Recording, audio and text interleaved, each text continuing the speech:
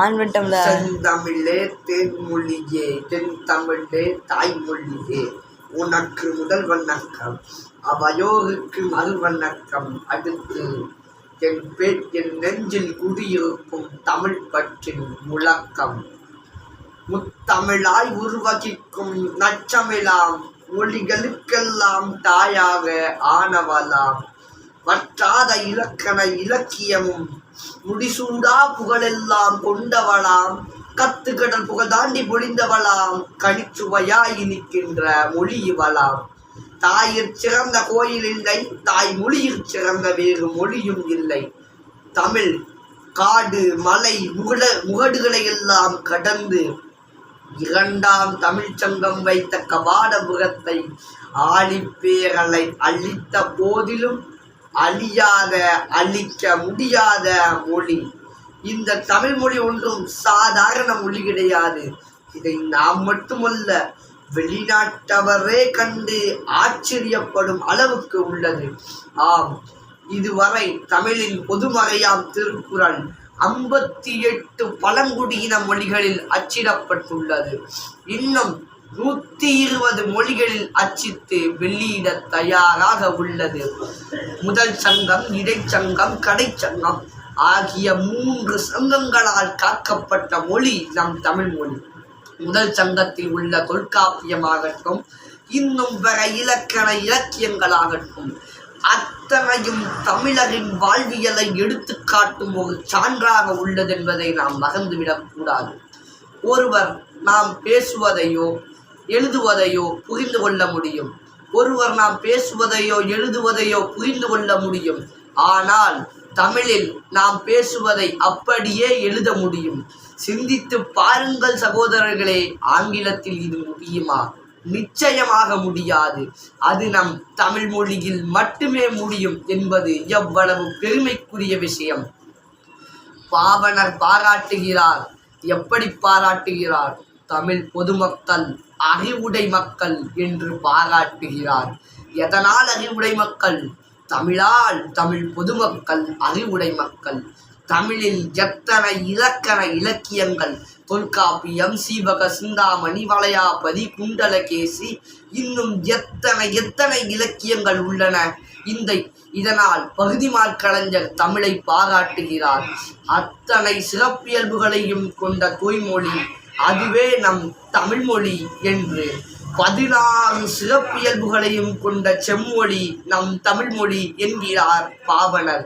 இப்படி அறிஞர்களால் பாராட்டப்பட்ட மொழி நம் தமிழ் மொழி. உலகத்தில் 1000த்திற்கும் மேற்பட்ட மொழிகள் உள்ளன. அவற்றில் வரலாற்று தொன்மையுடைய மொழிகள் 3000. லத்தீன், ஹிப்ரு, சமஸ்கிருதம், சீனம், தமிழ், கிரேக்கம் ஆகிய மொழிகள் மட்டுமே பழமையான தொன்மை சிறப்புடையது. இதில் லத்தீனும் ஹிப்ருவும் வழக்கிழந்து போய்விட்டது. ஆனால் பாரதிதாசன் தமிழெங்கள் இளமைக்கு பால் என்று கூறியது போல் இன்றும் வளமையாகவும் செம்மையாகவும் இளமையாகவும் இருக்கக்கூடிய மொழி எம் தமிழ் மொழிதான் என்பதில் பெருமை கொள்கிறேன். இந்த தமிழில் பல்வேறு சிறப்புகள் உள்ளன. சிலவற்றை சொல்கிறேன், கேளுங்கள். தமிழ் மொழியில் நாம் பேசுவதை அப்படியே எழுத முடியும். தமிழ் மொழியில் ஒரு சொல்லுக்கு அதே பொருளை தரக்கூடிய பல சொற்கள் உள்ளன. உதாரணமாக, ஆங்கிலத்தில் நீங்கள் சூரியனை என்னவென்று குறிப்பிடுவீர்கள்? சன் என்று குறிப்பிடுவீர்கள். ஆனால் தமிழில் கதிரவன், பகலவன், எல், பகுதி, ஞாயிறு, திங்கள் என்று எத்தனை பெயர்கள். இன்னும் ஒரு சொல்லுக்கு பல பெயர்களை தரக்கூடிய சொற்களும் தமிழில் உண்டு. பேசுதல் என்ற ஒரு வார்த்தைக்கு செப்புதல், கூறுதல், விளம்புதல், உரைத்தல் என்று எத்தனை பெயர்கள் உண்டு தெரியுமா? முதல் மாந்தன் தோன்றியது குமரிகண்டம். அவன் பேசியது தமிழ். அதனால்தான் பாராட்டுகிறார்கள் அறிஞர்கள். தென்திசை முழங்கு தமிழ் என்று கம்பர், இன்னும் பல அறிஞர்கள் பாராட்டுகிறார்கள். இந்த தமிழ் மொழியை நாம் சாதாரணமாக நினைத்துவிடக் கூடாது. இதில் பல சிறப்பம்சங்களும் சிறப்பு இயல்புகளும் உண்டு.